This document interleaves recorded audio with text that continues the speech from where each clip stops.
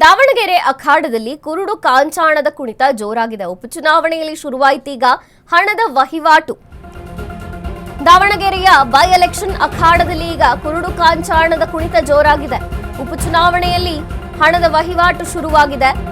ಲಕ್ಷಾಂತರ ರೂಪಾಯಿ ನಗದು ಮದ್ಯವನ್ನ ವಶಕ್ಕೆ ಪಡೆದಿದ್ದಾರೆ ಪೊಲೀಸರು.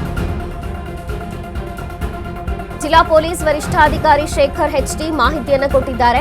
ಚೆಕ್ ಪೋಸ್ಟ್ಗಳಲ್ಲಿ ಪ್ರತಿಯೊಂದು ವಾಹನಗಳನ್ನು ಕೂಡ ತಪಾಸಣೆ ಮಾಡಿ ಬಿಡ್ತಾ ಇದ್ದೇವೆ. ನಾಮಿನೇಷನ್ ವಾಪಸ್ಗೆ ಇಂದೇ ಕಡೆಯ ದಿನ.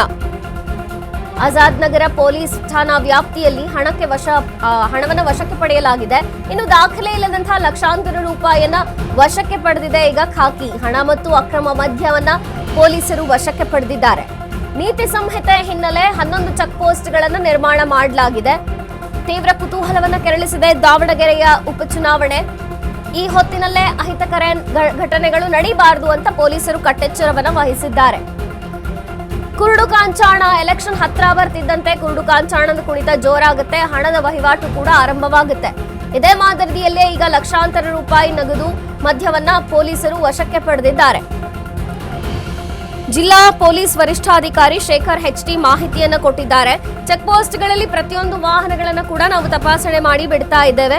ಇನ್ನು ನಾಮಿನೇಷನ್ ವಾಪಸ್ಗೆ ಇವತ್ತು ಕಡೆಯ ದಿನ. ಆಜಾದ್ ನಗರ ಪೊಲೀಸ್ ಠಾಣಾ ವ್ಯಾಪ್ತಿಯಲ್ಲಿ ಹಣವನ್ನು ವಶಕ್ಕೆ ಕೂಡ ಪಡೆಯಲಾಗಿದೆ. ದಾಖಲೆ ಇಲ್ಲದಂತಹ ಲಕ್ಷಾಂತರ ರೂಪಾಯಿಯಲ್ಲಿ ವಶಕ್ಕೆ ಪಡೆದ್ರು ಖಾಕಿ. ಹಣ ಮತ್ತು ಅಕ್ರಮ ಮದ್ಯವನ್ನು ವಶಕ್ಕೆ ಪಡೆದಿದ್ದಾರೆ ಪೊಲೀಸರು. ನೀತಿ ಸಂಹಿತೆಯ ಹಿನ್ನೆಲೆಯಲ್ಲಿ 11 ಚೆಕ್ ಪೋಸ್ಟ್ಗಳನ್ನು ನಿರ್ಮಾಣ ಮಾಡಿದ್ದಾರೆ. ಪ್ರತಿ ಕಡೆಯೂ ಕೂಡ ಪ್ರತಿಯೊಂದು ವಾಹನಗಳನ್ನು ತಪಾಸಣೆ ಮಾಡಿಯೇ ಬಿಡ್ತಾ ಇದ್ದಾರೆ. ಚೆಕ್ ಪೋಸ್ಟ್ಗಳಲ್ಲಿ ಪ್ರತಿಯೊಂದು ವಾಹನ ಕೂಡ ತಪಾಸಣೆ ಆಗ್ತಾ ಇದೆ. ಈ ಮಧ್ಯೆ ಅಕ್ರಮವಾಗಿ ಸಿಕ್ಕಂತಹ ಹಣವನ್ನು ಕೂಡ ಪೊಲೀಸರು ವಶಕ್ಕೆ ಪಡೆದಿದ್ದಾರೆ. ಅಕ್ರಮ ಹಣ ಮತ್ತು ಮದ್ಯವನ್ನ ವಶಕ್ಕೆ ಪಡೆದಿದ್ದಾರೆ.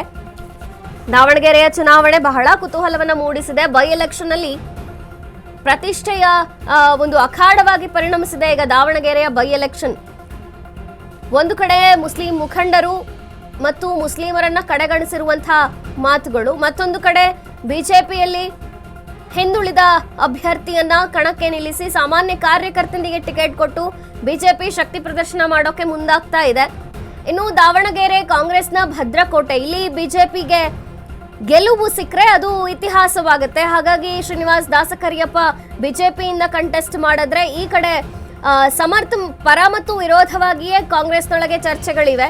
ಇದೇ ಸಂದರ್ಭದಲ್ಲಿ ಸಾಕಷ್ಟು ಕಾಂಗ್ರೆಸ್ ಮುಸ್ಲಿಂ ಮುಖಂಡರುಗಳು ಕೂಡ ರಾತ್ರೋರಾತ್ರಿ ಬಿಜೆಪಿ ಸೇರ್ಪಡೆಯಾದ್ರು. ಮತ್ತೊಂದು ಕಡೆ ಪಕ್ಷೇತರ ಅಭ್ಯರ್ಥಿಗಳಾಗಿಯೂ ಕೂಡ ಸ್ಪರ್ಧಿಸ್ತಾ ಇದ್ದಾರೆ 20ಕ್ಕೂ ಹೆಚ್ಚು ಮುಸ್ಲಿಂ ಮುಖಂಡರು. ಅದರ ಜೊತೆಗೆ ಸಾದಿಕ್ ಪೈಲ್ವಾನ್ ಅವರು ಕೂಡ ನಾಮಿನೇಷನ್ ಯಾವುದೇ ಕಾರಣಕ್ಕೂ ಹಿಂದೆ ಪಡೆಯಲ್ಲ ಅಂತಿದ್ದಾರೆ. ನಾಮಿನೇಷನ್ ಹಿಂದೆ ಪಡೆಯೋಕೆ ಇವತ್ತೇ ಕಡೆ ದಿನ. ಇಂತಹ ಸಂದರ್ಭದಲ್ಲಿ ಹಣದ ವಹಿವಾಟು ಜೋರಾಗಿರುತ್ತೆ.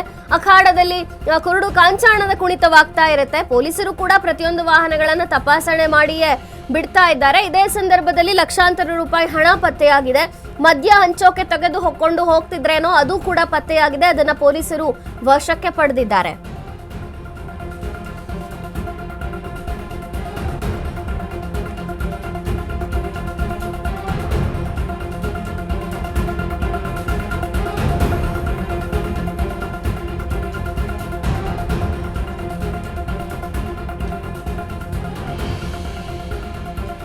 ಬರೀ 15 ದಿನಗಳಲ್ಲಿ ಸಕ್ಕರೆ ಕಾಯಿಲೆನ ಕಂಟ್ರೋಲ್ ತರಲಿಕ್ಕೆ ದಿವ್ಯಾಮೃತದಂತೆ ಕೆಲಸ ಮಾಡುತ್ತೆ ಮೆಹಾಟೋನ್.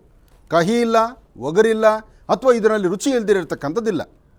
ಇದರಲ್ಲಿರ್ತಕ್ಕಂತಹ ಆಯುರ್ವೇದಿಕ್ ಅಂಶಗಳು ಸಹಿತ ಪ್ರಧಾನವಾಗಿರ್ತಕ್ಕಂಥದ್ದು ಅರಿಶಿನ, ಬೆಟ್ಟದ ನೆಲ್ಲಿಕಾಯಿ. ಅಂತಹ ಅದ್ಭುತವಾದಂಥ ಗುಣ ಮೆಹಾಟೋನ್ ಅಂತಕ್ಕಂಥದ್ದು.